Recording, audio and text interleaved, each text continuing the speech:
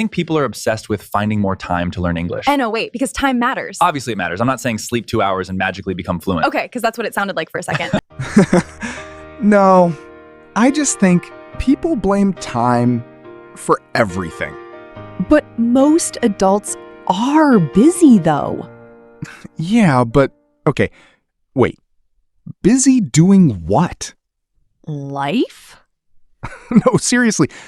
People say, I don't have time for English. Then they spend 40 minutes watching random videos they don't even care about. Okay, but that's different. Your brain needs rest. Sure. But people act like English requires this giant sacred study session. That's actually true. Right? Because when I first started learning English, I thought, okay, I need a desk, notebook, coffee, quiet room, motivation, maybe candles. Yes. Like I was preparing for surgery. Exactly. And if I didn't have the perfect setup, I'd skip studying completely. That mindset destroys consistency. Okay, but listen, sometimes people genuinely don't have energy after work. I agree with that. Because online productivity people make it sound so easy. Wake up at 5 a.m. and study phrasal verbs while jogging. Yes, I hate those videos. Same. Like, bro, I barely survived the day. But see, this is my point. What? People think English learning only counts if it's intense. Like, if you study for 5 minutes, they think it's meaningless. Okay, but 5 minutes does sound kind of useless. I don't agree with that. Really? 5 minutes every day changes your relationship with English. That sounds good in theory.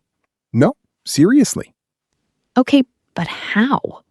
Because the real problem usually isn't intelligence. True. It's emotional resistance. Wait, People avoid English because it feels heavy, oh, embarrassing, frustrating, mentally exhausting. yeah. So when your brain thinks English equals huge, difficult task, you procrastinate automatically. That actually makes sense. But if English becomes small and normal, Like what? listening to one short podcast while cooking, reading one meme, shadowing one sentence, even talking to yourself for 30 seconds. Talking to yourself is underrated. Thank you. I do that constantly. Same. Sometimes I literally practice fake arguments in the shower. Honestly, that's kind of smart. No, but listen, those tiny moments helped my speaking way more than grammar exercises sometimes. Exactly. Because I stopped treating English like homework. Yes. Okay, wait, maybe that's the real issue. What? People think, someday I'll finally have enough time. Meanwhile, they're waiting forever. Yeah, And honestly, more time doesn't automatically fix avoidance. that's painfully true. Some people have free weekends and still don't study. Because they're overwhelmed before they even start. Right. Okay, but I still think structure matters. I agree.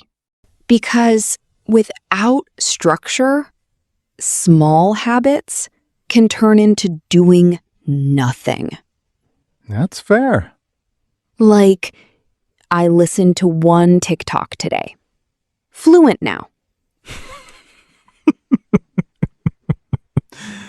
Okay, yeah.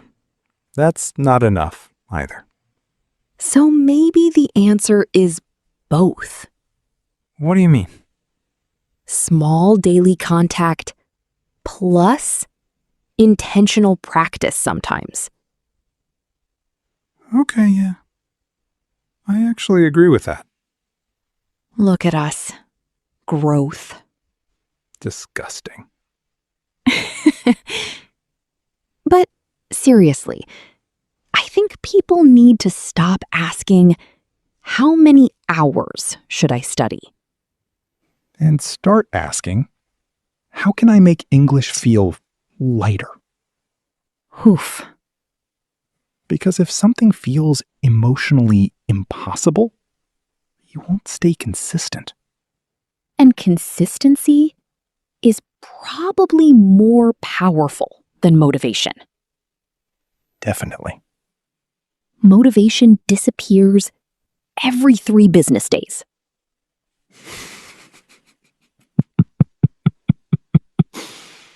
Accurate. You know what changed things for me? What? When I stopped trying to become fluent all the time, Interesting. I started focusing on, can I enjoy English today? Huh. That's actually really good. Because if you enjoy it, you come back tomorrow. And tomorrow matters more than one perfect study session. Wow, that sounded wise. Don't get used to it. Never. Okay, but genuinely, people don't always need more time. Sometimes they need a different relationship with learning. Exactly.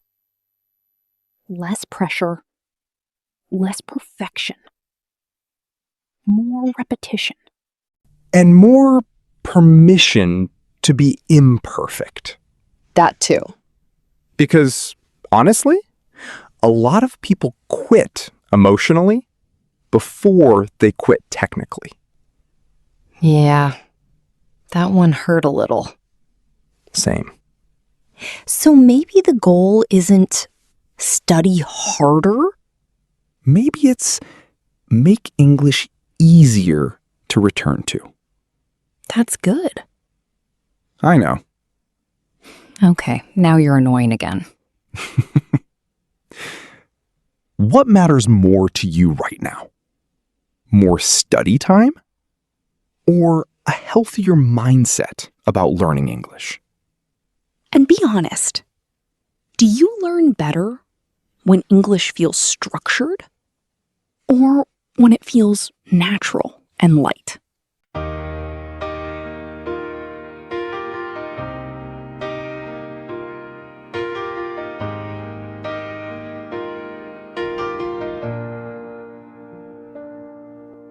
Woke up tired again today.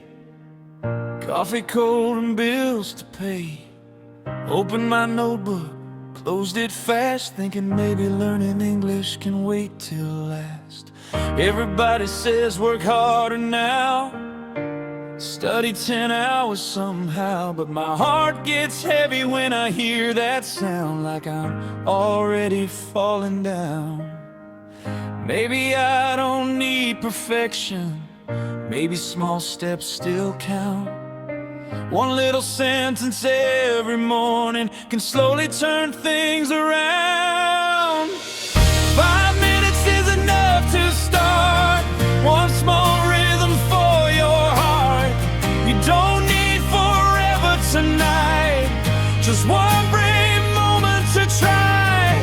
No pressure, no perfect lines, no need to race against the time. Little by little, day by day, your voice will find its way.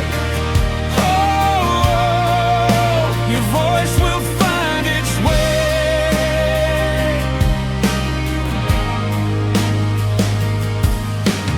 Talking to myself in the shower, Feels ridiculous for an hour, but suddenly words come naturally, and English feels less scary to me.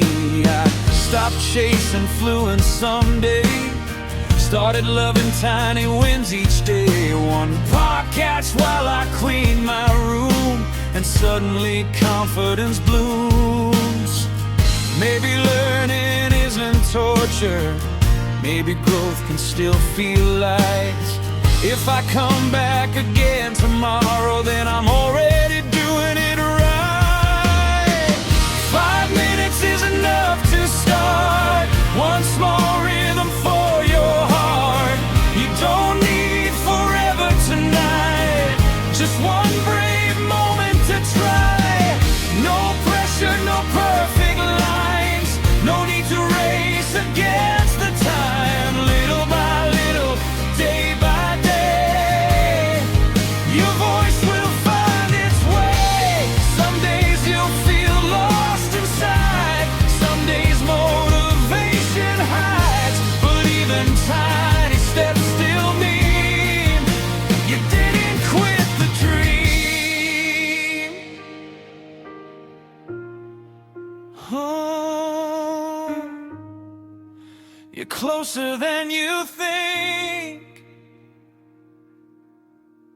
5 minutes can change your mind, one small spark can start a fire.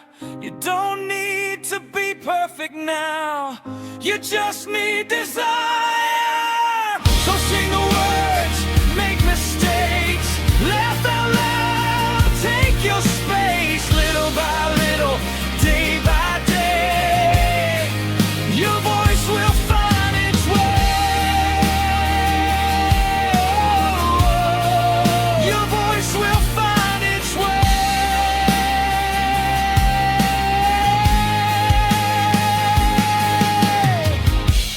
No more waiting, no more fear.